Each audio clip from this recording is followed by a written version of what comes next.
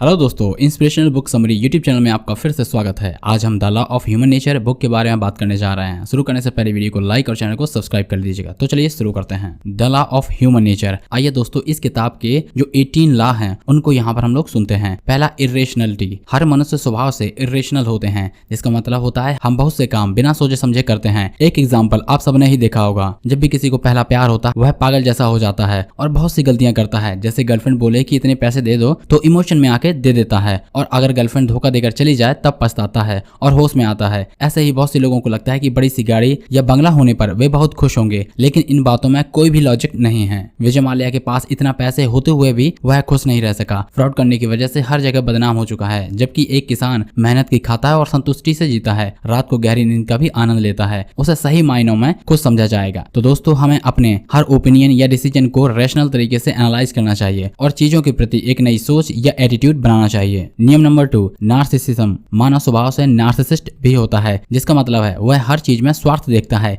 यानी हर चीज में उसकी मैं करने की आदत होती है। नार्सिसिस्ट आदमी चाहता है कि सारी लाइमलाइट उसे मिलती रहे, हर कोई उसी की बात करे, उसकी सुने, उसके कहने पर चले। लेकिन दोस्तों, इससे फायदा कम और नुकसान ज्यादा होता है। नार्सिसिस्ट आदमी को बहुत जल्दी लोग पहचान जाते हैं और उससे दूरी बना लेते हैं, कोई भी उसकी हेल्प नहीं करता। इसलिए हमें अपने इस नेचर को कंट्रोल करना चाहिए अगर है तो, और सेवा भाव डेवलप करना चाहिए, क्योंकि जैसे बीज आप बोते हैं वैसे ही फल मिलते हैं। आज किसी की हेल्प करोगे तो बाद में किसी न किसी रूप में वह वापस जरूर आएगी। नियम नंबर 3, रोल प्लेइंग। लाइफ में आते ही हम सब कोई ना कोई रोल निभाने लगते हैं। जिंदगी एक रंगमंच की तरह है, यहाँ हम सब ने तरह तरह के मुखौटे पहन रखे हैं, सब अपना अपना रोल निभा रहे हैं। कोई टीचर है तो कोई स्टूडेंट, कोई बॉस है तो कोई एम्प्लॉय, कोई ब्लॉगर है तो कोई सिंगर। तो दोस्तों, लेखक कहता है कि यह रोल फिक्स नहीं होने चाहिए, बल्कि आप इन्हें सिचुएशन के हिसाब से चेंज कर सकते हो। मान लीजिए कोई आदमी किसी शोरूम में एक सेल्समैन है, वह इस नौकरी को अपनी मजबूरी समझ लेता है और सारी जिंदगी उसमें फंसा रहता है। लेकिन अगर वह यह ठान ले कि एक दिन इस सेल्समैन के रोल को चेंज करके एक बिजनेसमैन के रोल में आ जाएगा, तो सच में ही वह लाइफ में आगे बढ़ सकता है। तो दोस्तों, अगर आपको लाइफ का कोई रोल पसंद नहीं आ रहा है तो उसे चेंज कर लीजिएगा। एक ही जॉब में घुट कर जिंदगी बिताना कोई समझदारी नहीं है। नियम नंबर 4, कैरेक्टर। बहुत से लोगों का बाहरी कैरेक्टर उनकी असलियत से मेल ही नहीं खाता। कुछ लोग बाहर से खुश नजर आते हैं लेकिन अंदर से दुखी होते हैं। कुछ लोग सामने से फ्रेंड होने का नाटक करते हैं लेकिन पीठ पीछे दुश्मनी निभाते हैं। ऐसे ही बहुत से सेलिब्रिटीज हमें पर्दे पर बहुत अच्छे लगते हैं, लेकिन अपनी असली जिंदगी में तरह तरह की प्रॉब्लम्स झेल रहे होते हैं। हमें उनकी सिर्फ फेम नजर आती है, पेन नहीं। इसलिए इस लॉ की हेल्प से आप लोगों का सही कैरेक्टर पहचाने। नियम नंबर 5, कवटसनेस। हमें दूसरों की थाली में हमेशा ज्यादा दिखता है, हम कभी भी खुद से संतुष्ट ही नहीं होते। इसलिए लेखक कहता है कि हमारे पास जो भी है उसमें खुश रहना चाहिए, आगे बढ़ते रहिए, लेकिन किसी भी चीज का लालच नहीं करना चाहिए। नियम नंबर 6, शॉर्ट साइटेडनेस। इंसान शॉर्ट साइटेड भी होता है, मतलब दूर की नहीं सोचता। बहुत से लोग जॉब इसलिए लेना चाहते हैं क्योंकि उन्हें हर महीने सैलरी दिखती है। बिजनेस लगाने में तो काफी टाइम लग जाता है, लेकिन वो यह नहीं देख पाते कि 4-5 साल बाद बिजनेस से वो करोड़पति बन सकते हैं। ऐसा नौकरी से संभव नहीं है। ऐसे ही जो नए यूट्यूबर्स होते हैं वो अपना यूट्यूब पर चैनल बनाते हैं और यहाँ पर 1-2 वीडियो अपलोड करके वो रोज रोज चेक करने लग जाते हैं। उनको ऐसा लगता है कि वहाँ पर लगातार व्यूज आते रहेंगे और उनकी 2 या 3 महीने में ही अच्छी खासी इनकम होने लग जाएगी, जबकि ऐसा रियल में नहीं होता है। लगभग यहाँ पर आपको 1 साल देना होगा, तभी आप यहाँ पर अच्छी खासी इनकम कर पाएंगे। लेकिन जैसे ही उनके 2-3 महीने में इनकम नहीं होती है तो वो फ्रस्ट्रेट हो जाते हैं, फिर उस पर काम करना बंद कर देते हैं। लेकिन अगर वो यहाँ पर लॉन्ग साइटेड विजन लेके चलते हैं, 1 साल का विजन लेके चलते हैं, तो यहाँ पर अच्छे से काम करेंगे तो यहाँ पर उसके बाद जो इनकम होगी वो आपकी हर महीने इनकम होती रहती है और फिर वह मशीन की तरह पैसे कमाता रहेगा। इसलिए दोस्तों, अगर आपका भी शॉर्ट साइटेड नेचर है तो इसे बदलें, दूरदृष्टि यानी लॉन्ग साइटेडनेस विकसित करें, हमेशा दूर की सोचें। नियम नंबर 7, डिफेंसिवनेस। जब भी कोई हमें किसी चीज के लिए क्रिटिसाइज करता है तो हम डिफेंसिव हो जाते हैं, बहस करने लगते हैं या झगड़ा करते हैं, लेकिन यह गलत बिहेवियर है। इसके बजाय हमें रेशनल होकर देखना चाहिए कि बोलने वाला क्या सच में सही बोल रहा है। अगर सच में आपसे किसी काम में कोई कमी या त्रुटि रह गई है तो अपोलोजाइज करें और उसे सुधारें। इससे आप सबकी नजरों में एक प्रोग्रेसिव पर्सन की तरह बन जाओगे। सब आपकी सिचुएशन हैंडल करने की क्षमता को अप्रिशिएट करेंगे। नियम नंबर 8, सेल्फ सबोटेज। कभी भी जिंदगी में जरा सी मुसीबत आ जाए तो लोग नेगेटिव सोचने लगते हैं। इससे उन्हें स्ट्रेस और एंजाइटी भी हो जाता है। इसी को सेल्फ सबोटेज कहा जाता है, मतलब खुद को नुकसान पहुंचाना। मान लीजिए आप किसी जॉब का कंपटीशन टेस्ट क्लियर नहीं कर पाए तो कुछ लोग ऐसे सोच सकते हैं, जिंदगी बर्बाद है या मेरी किस्मत ही खराब है आदि। लेकिन यह नेगेटिव थॉट से दिमाग में चले जाते हैं। यह उनके लिए बहुत हानिकारक है, क्योंकि नेगेटिव थॉट से दिमाग सिर्फ निराशा और डिप्रेशन में चला जाता है। क्या बारिश के बाद सूरज नहीं निकलता?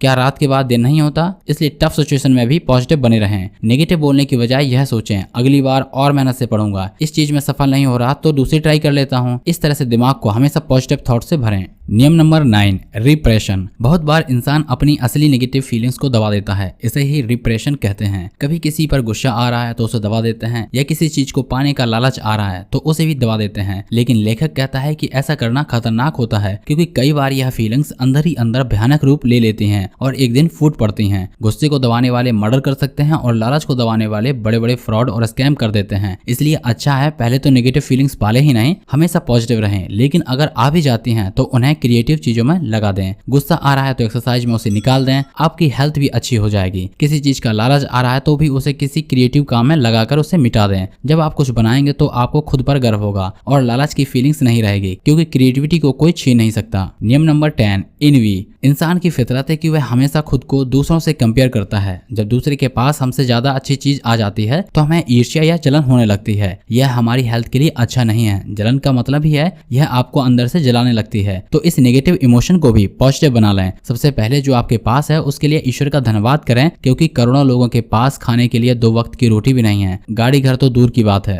नियम नंबर 11 ग्रैंडियोसिटी। इंसान खुद को सबसे ग्रांड यानी महान समझता है। कुछ लोग सोचते हैं कि वे परफेक्ट हैं, जरा से क्रिटिसिज्म से ऑफेंड हो जाते हैं। वे अथॉरिटीज को भी पसंद नहीं करते, लेकिन यह सब देखा जाए तो गलत ही है। इसके बजाय हमें क्रिटिसिज्म को एनालाइज करना चाहिए। अगर कोई जेन्युइन प्रॉब्लम है तो उसका सॉल्यूशन ढूंढना चाहिए। अथॉरिटीज के ऑर्डर से ही समाज में कानून व्यवस्था ठीक रहती है। नियम नंबर 12 जेंडर रिजिडिटी। मर्द हो या औरत दोनों ही अपने जेंडर के अकॉर्डिंग बर्ताव करते हैं, लेकिन लेखक का कहना है कि सिचुएशन के हिसाब से हमेशा बदलना चाहिए और रिजिड नहीं रहना चाहिए। औरतों को हमेशा इमोशनल नहीं होना चाहिए, वैसे ही मर्दों को हमेशा एग्रेशन नहीं दिखाना चाहिए, बल्कि प्यार और शांति से बात करनी चाहिए। नियम नंबर 13 एमलेसनेस। कभी भी किसी स्टूडेंट से पूछो लाइफ में आपका क्या गोल है, मैक्सिमम का आंसर होता है हमने अभी सोचा नहीं है। दोस्तों ऐसा ही हम सबके साथ भी होता है, या तो हमारे बहुत से गोल्स होते हैं या एक भी नहीं होता, और जिन्हें हम गोल्स मान बैठते हैं दरअसल वे गोल्स नहीं सिर्फ इच्छाएं होती हैं। एमलेस या गोललेस होकर हम लाइफ में कुछ भी अचीव नहीं कर पाते। अगर आप ऐसी बस में बैठ जाओ जिसका पता ही नहीं है कि वह कहाँ जा रही है, तो क्या मंजिल पर पहुंच पाओगे? इसलिए लाइफ में कोई एम या गोल बनाइए और उसे पाने में जुट जाइए। नियम नंबर 14 कन्फॉर्मिटी। हम सब हमेशा किसी न किसी सोशल सर्कल में फिट होना चाहते हैं, इसी को कन्फॉर्मिटी कहते हैं। लेकिन इस चक्कर में हमें अपने ओपिनियंस को किल करना पड़ जाता है। कई बार तो गलत चीज के लिए एग्री होना पड़ता है। जैसे सभी टीनेजर चाहते हैं कि वे दोस्तों के ग्रुप में शामिल हों और उन्हें अटेंशन मिले। अगर उस ग्रुप के बाकी दोस्त सिगरेट पीते हैं तो उसमें शामिल होने वाला नया टीनेजर भी फिट इन होने के लिए सिगरेट पीने के लिए तैयार हो जाएगा। उसे डर होगा कि अगर उसने ऐसा नहीं किया तो सब उसे क्रिटिसाइज करेंगे। लेकिन दोस्तों ऐसा नहीं है। आपको गलत काम करने के लिए एग्री होने की जरूरत नहीं है। आप उस आदमी से अकेले में लॉजिकली बात करें जो सबसे ज्यादा फोर्स करता है। उसे समझा दें कि इस तरह से ना बोला करें। इसके अलावा ग्रुप में समझदार आदमी भी होते हैं, आप उनसे बात कर सकते हैं। इस तरह ग्रुप डायनामिक्स को समझें और अनुकूल आचरण करें। नियम नंबर 15 फिकलनेस। दोस्तों फिकलनेस का मतलब होता है चंचल स्वभाव। मानव स्वभाव से ही चंचल होता है, उसका मन कभी भी एक चीज पर स्थिर नहीं होता। गीता में श्री कृष्ण ने भी कहा है, हे अर्जुन मन चंचल है, लेकिन अभ्यास और वैराग्य से इसे काबू में किया जा सकता है। कुछ लोग एक के बाद एक बिजनेस लगाने में लग जाते हैं, कभी भी एक बिजनेस पर लंबे समय तक काम नहीं करते, इसलिए उनका कोई भी बिजनेस नहीं चल पाता। इसलिए चंचलता और अधीरता छोड़कर हमें एक ही गोल पर फोकस करना चाहिए और तब तक जुटे रहना चाहिए जब तक वह अचीव ना हो जाए। नियम नंबर 16 एग्रेशन। धरती पर ऐसा कोई आदमी पैदा नहीं हुआ है जिसका कभी किसी से झगड़ा ना हुआ हो। हमारे अंदर कुदरती तौर पर एग्रेशन होता है, जिसे कई बार हम गलत तरीके से इस्तेमाल करते हैं। कई शादीशुदा मर्द अपनी वाइफ को मारते हैं, कुछ लोग दंगा फसाद करते हैं, इससे वे खुद कभी खुश नहीं रह पाते। इसलिए अगर आपको भी ज्यादा गुस्सा आता है तो उसे कंट्रोल करना सीखिए, उसे कहीं और चैनलाइज कर दीजिए, जैसे एक्सरसाइज, रनिंग, गार्डनिंग आदि में अपने एग्रेशन को यूटिलाइज करें। नियम नंबर 17 जनरेशनल ब्लाइंडनेस। नई जनरेशन पिछली जनरेशन के सैक्रिफाइस को याद नहीं रखती, उनकी वैल्यूज और टीचिंग को भी नहीं समझती। जैसे इंडिया में बहुत से लोगों को पता नहीं होगा कि आजादी की लड़ाई के लिए हमारे पूर्वजों ने कितना संघर्ष किया है। आजकल हर कोई इंटरनेट का एडिक्ट हो गया है, कोई आपस में बात ही नहीं करना चाहता, हर कोई इंटरनेट पर बिजी रहता है।